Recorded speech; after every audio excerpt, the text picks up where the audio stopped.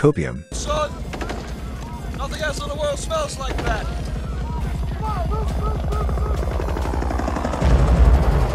I love the smell of Copium. in the morning. You smell that? That's Victoria 2 diehards collectively inhaling levels of copium that would kill even Hoi4 wereabouts.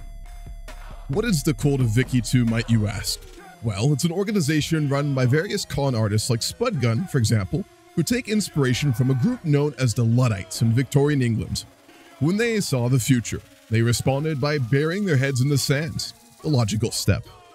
Let's not get too deep into that analogy, as the rise of industrial factories and the cottage industry was horrible, but my point stands.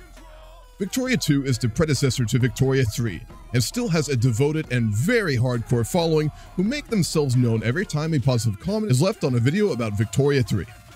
In this video, I'm going to talk about why Victoria 2 was frankly really, really bad, and why Victoria 3 is already better and could be incredible. I'm Hammurabae, and I kindly ask that all you Victoria 2 fans watching this stop right now before I become a part of the next Jeffrey Dahmer-style Netflix special. Let's get going. Victoria 2 was released in August of 2010 to fairly solid reviews. At release, it garnered some interest and was seen as a very solid game. Keep in mind, this was strategy games at the end of the 2000s, a time when RTS was king and grand strategy was fairly niche, to be honest. The game itself was groundbreaking in terms of unique mechanics, with a fully simulated population system, political system, as well as a host of other amazing features. You may be asking yourself why I'm speaking highly of this game after what I have said so far, and let me be clear, it had very, very good parts. However, this is one of the sad cases where the parts are greater than the whole. Victoria 2 is a frustrating game, not just due to the bugs and crashes, which there are a lot of.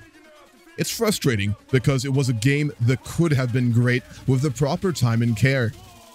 Paradox is the king of strategy, undisputedly, and they never fail even in their worst games to not add in creative mechanics that excite you. But as with any game, it needs to all come together. This game was unprecedented, but also released at a very unfortunate time. Crusader Kings 2 defined Paradox for a very simple reason.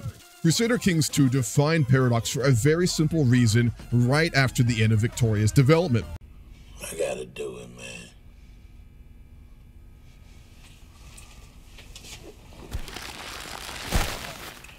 Dude. Why? Well, because it turns out grand strategy players are so desperate for quality and depth, they will pay you money for updates.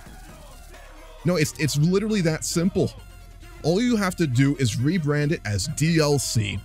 The result of this neat little marketing hack is a $4 billion market cap evaluation 2021 and a solid $2.6 billion evaluation currently as I'm making this video. Early Paradox was very much an indie game company who was experimenting, and despite the greedy nature of Paradox's DLC model, it does allow games to be improved upon into amazing things. I won't get into the current issues with that. My point is that Victoria 2 was born too early and strangled in the crib like a Hercules with degenerative bone disease, Paradox being a much more successful Hera in this weird analogy. Victoria 2 was bad for several reasons. Let's start with the obvious. Although it's fair to say that there was no precedent for a DLC update model at this time, that game just wasn't complete. There's no way to pretend that's not true. The game launched with a host of graphical and mechanical issues that were slowly patched, but never truly resolved. The tutorial for the game was at best fucking awful, which made the game's innately solid but intimidating features even harder to use, as well as the fact it just wasn't really that fun for long.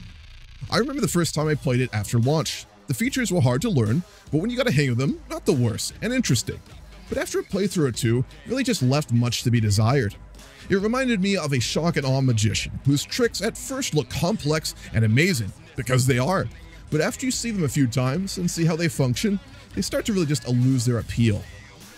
This could have been resolved by making the game more approachable, providing balance and AI features, as well as just generally focusing on polishing and improving, rather than adding in sweeping whole new pieces of content. Victoria 2 released 2 DLCs, which again were really solid, but they did not come with a resolution to the game's core issue. Sustainable fun, which is king in strategy, as well as polish and a lack of issues. A House Divided added a lot of depth to the US, being primarily a flavor pack, kind of like the French DLC we just got for Vic2, but better, as well as a few feature updates. It made the US much more fun to play, certainly, but that's just one country.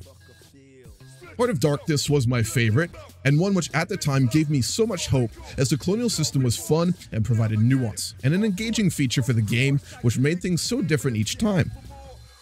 However, with the release of this DLC, development died and Victorious 2's future was gone. It didn't have to be this way. Look what they took from you. Yet a hero rises in the darkest times. Who might this be? The humble modder. Modders and Paradox are built differently, to put it simply. While most simply sigh with annoyance and leave games which lack core functionality and enjoyment, the modder simply puts on his thigh highs, updates Linux, and proceeds to release a mod which is unreasonably amazing in a short amount of time, comparable to what a studio development team can do. They are who picked up this game when the studio themselves moved on to new things and made it what we now think of it to be. Modding is what makes people misremember Victoria 2. It's what makes it even remotely enjoyable and playable after your first 20 hours. Mods like Hpm are incredible and provide the depth the game always lacked, as well as fixing the dramatic game-ruining issues. Vic2 was among the first Paradox games to get a dedicated group of these individuals, followed by CK2 and EU4 right after. It is their work we take for granted and innately add into our perception of many games, especially in strategy. But to be clear, they are not Paradox. What they add is not the game itself. The creativity and care put into games by these people is something special, and I think it's important to understand that all strategy games will have this now. It's important not to let free labor from people who do this out of both love but also frustration be what makes a game good and be critically and personally viewed as quality. Nor should we remember it differently. Victoria 2 is garbage. Victoria 2 mods are fantastic. This is not a nitpick, it's an important nuance, because game companies know this too, and it will be abused if not understood. Victoria 3 released in late 2022 to very, very mixed reviews. Its development and release was made complicated by the leaking of a beta version almost a year before full release, really muddying the waters. Before I continue, I want to make clear what Vic3 is on launch. Rushed, imperfect, buggy, but with a skeleton and core of pure gold. Paradox's business model for games is something we, the player base, have more or less agreed to, out of need as well as acceptance. They promise us they will make a game into a playable and amazing thing with time, but we agree to accept an imperfect release and pay for its updates. That's really what it is. If you think anything else, it's really just simply ignoring the reality of how this company functions. I hated this for years, as I still do feel it puts barriers in place for kids without much money and poor strategy gamers. 15 to 30 bucks a DLC is common now for all their DLCs, and that's a hefty sum, especially if you're not in a Western country. But they do make their games fantastic. There's no disputing that. Victoria 3 is the most pure example of this. The initial release left gaping chasms where content should be. It was clearly designed for modular feature updates, but despite this, I really think incredible. The political system is one of a kind, and the only game I think is remotely comparable is Democracy 3, but that game excels more in policy, now simulating the struggles of governmental reform and governance. Its economic system somehow manages to represent goods and services in a pure sense while being fairly manageable and understandable. The population system is an absolute gem and a huge improvement on Victoria 2. The manner in which political radicalism, involvement, party preferences are tied into wealth and jobs and education is masterful. And lastly, which is the crux of the issue for the Victoria 2 diehards, the war system.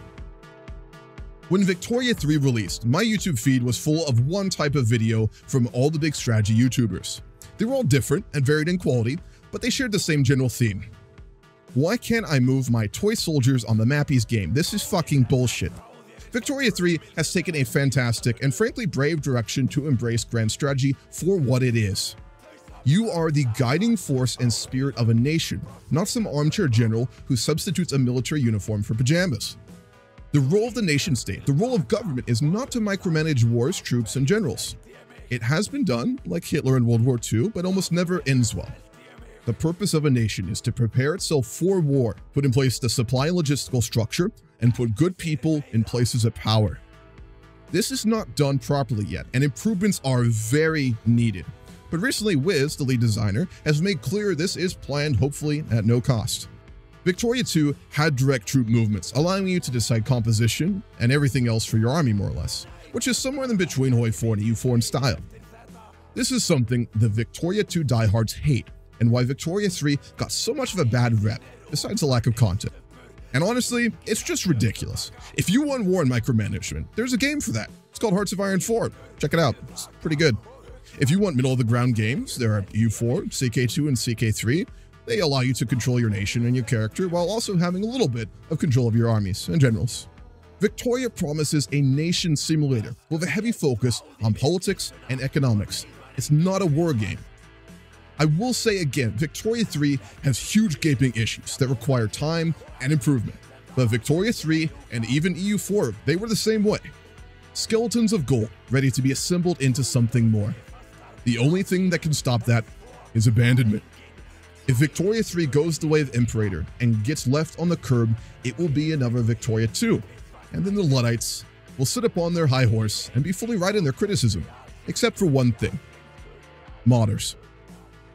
Legend has it, the average Paradox modder runs on two things: an amount of energy drinks and coffee that could kill a horse, and a stubborn enthusiasm born out of looking upon an imperfect object and saying, I can fix that.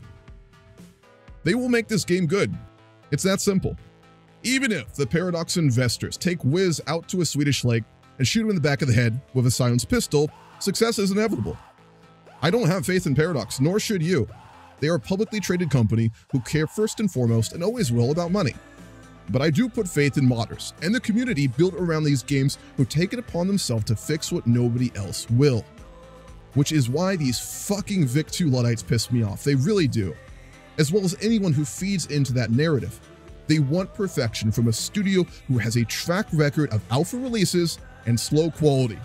They want a war game that is not built for it because a game without constant battles and flashing lights is not worth playing, and because they actively and publicly root for the failure of a game, which given time will be, I think, a masterpiece.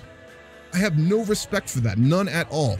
So let me leave you with a simple thought, ending off this rather long rant, but I think it's an important one.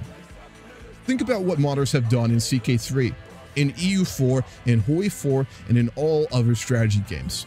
Think about what CK3 has become with time and the amazing mods that have been created and fixes.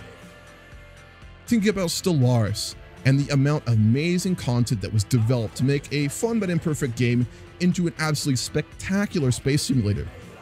And lastly, take a moment to think about where Victoria 3 will be in 3 years. Really just imagine it. It's going to be fantastic. And the best part is nobody will listen to the Victoria 2 diehards who will still be taking long puffs from their copium drip. I'm Hammurabae, and I will catch you later.